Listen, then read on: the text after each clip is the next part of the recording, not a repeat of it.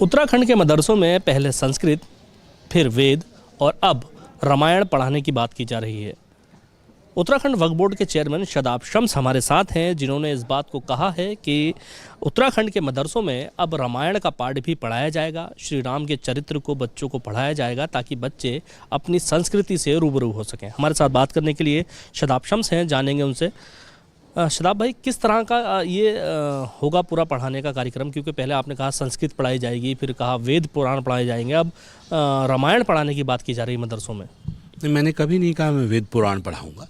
हमने ये ज़रूर कहा था कि हम संस्कृत पढ़ाएंगे, क्योंकि संस्कृत हमने भी पढ़ी है और एनसीईआरटी के सिलेबस में संस्कृत आती है और हम अपने बच्चों को बिल्कुल पढ़ाएंगे। हम अरबी पढ़ाएंगे, हम संस्कृत भी पढ़ाएंगे। और देवभूमि उत्तराखंड में नहीं पढ़ाएंगे तो कहाँ पढ़ाएंगे? उसी तरह से हमने श्री राम के बारे में भी कहा है, राम के वजूद पे हिंदोस्तां को नाज, अहले नज़र समझते हैं उनको इमाम हिंद। अल्लामा इकबाल ने ये शेर कहा और उन्होंने इस सोच के साथ कहा कि इमाम कहते हैं जिसको हम फॉलो करते हैं। तो उनका जो कैरेक्टर है, श्री राम का जो किरदार है, वो फॉलो करने लायक है।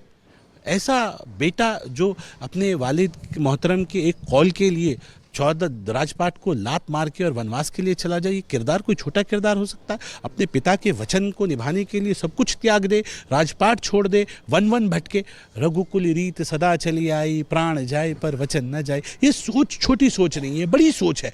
और मुझे लगता है कि अगर ऐसी सोच को नहीं पढ़ाएंगे तो किसे पढ़ाएंगे? उस औरंगजेब को पढ़ाएं जिसने अपने वालिद, अपने पिता को सलाखों के पीछे डाल दिया राजपाट के लिए? या उस औरंगजेब को पढ़ाएं जिसने अपने सगे भाई दारा शिकोह की गर्दन काट दी राजपाट के लिए? त्याग को पढ़ाएं। तो हमें लगता है कि त्याग को पढ़ाना चाहिए। और हम कौन हैं? हम अरबी नहीं हैं, हम मुगल नहीं हैं, हम अफगान नहीं हैं, हम हिंदी हैं। अरब जाते हैं तो पूछते हैं अंताफी हिंदी, हम कहते हैं हाँ हिंदी।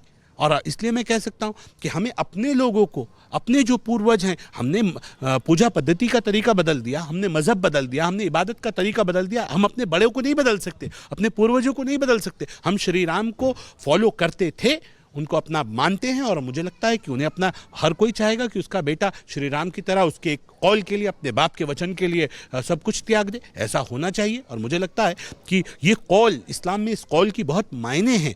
लोग कहते हैं इस ज़बान से आपने कह दिया हाँ कबूल है, कबूल है, कबूल है, तो लड़की आपके निकाह में आ गई। आपने कह दिया नहीं मैंने तलाक दे दिया, तो आपके निकाह से बाहर चली गई। इस ज़बान की बहुत अहमियत कुरान में बताई है और उस अहमियत को अगर हम वापस आत्मसात करें, उस अहमियत को वापस अपने अंदर उतारें, तो मुझे लगता है उसकी ज़रूरत है। आज ज़रूरी है कि हम इस्लाम को, अपने बच्चों को मोहम्मद साहब के साथ, सहाबाओं के साथ साथ हम श्री राम को भी अपने मदरसों में पढ़ाएं। तो मुझे लगता है कि वो बेहतर होगा, हम बेहतर इंसान बनाने में कामयाब होंगे। तो रामायण पढ़ाने के लिए कौन से टीचर रखे जाएंगे? मुझे लगता है कि श्री राम को पढ़ाने के लिए किसी टीचर की ज़रूरत नहीं है। यहाँ का हर व्यक्ति, हर हिंदू मुसलमान किरदार को जानता है। जब बुक्स आ जाएंगी तो उन बुक्स के हिसाब से जो टीचर्स उसके होंगे वो पढ़ाएंगे। मुझे लगता है कि इसको हम बहुत सॉफ्ट लाइन पे हमें देखना चाहिए कि हम एक किरदार बनाने जा रहे हैं, औरों से अलग।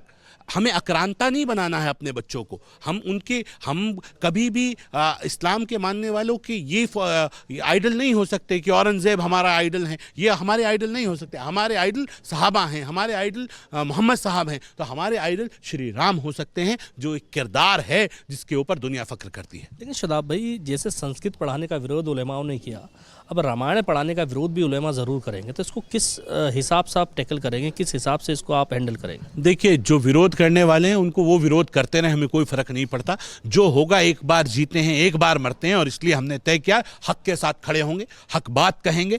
संस्कृत में लोग संस्कृत वाले विषय पे विरोध कर रहे थे, लोग संस्कृत में कुरान लिख रहे हैं, तो अब विरोध करो। क्या कुरान का विरोध करोगे? भाषा, अगर धर्म भाषा का मोहताज हो रहा है तो मुझे लगता है इससे छोटी और इससे हल्की बात नहीं हो सकती।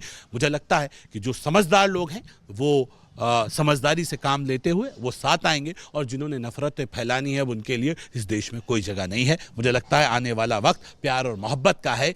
हम विकसित भारत की ओर आगे बढ़ रहे हैं। माननीय मोदी जी के नेतृत्व में एक श्रेष्ठ भारत बनने जा रहा है, जिसमें न लड़ने की जगह है, न लड़ाने की जगह है, न डरने की जगह है, न डराने की जगह है। एक खूबसूरत भारत बनाने के लिए हमें जो कुछ करना पड़ेगा हम करेंगे।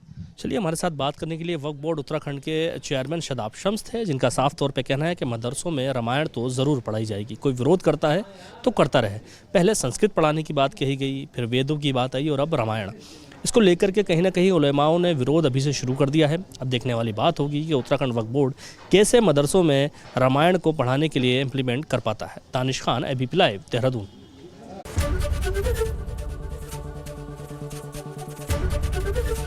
एबीपी गंगा, खबर आपकी, जुबान आपकी।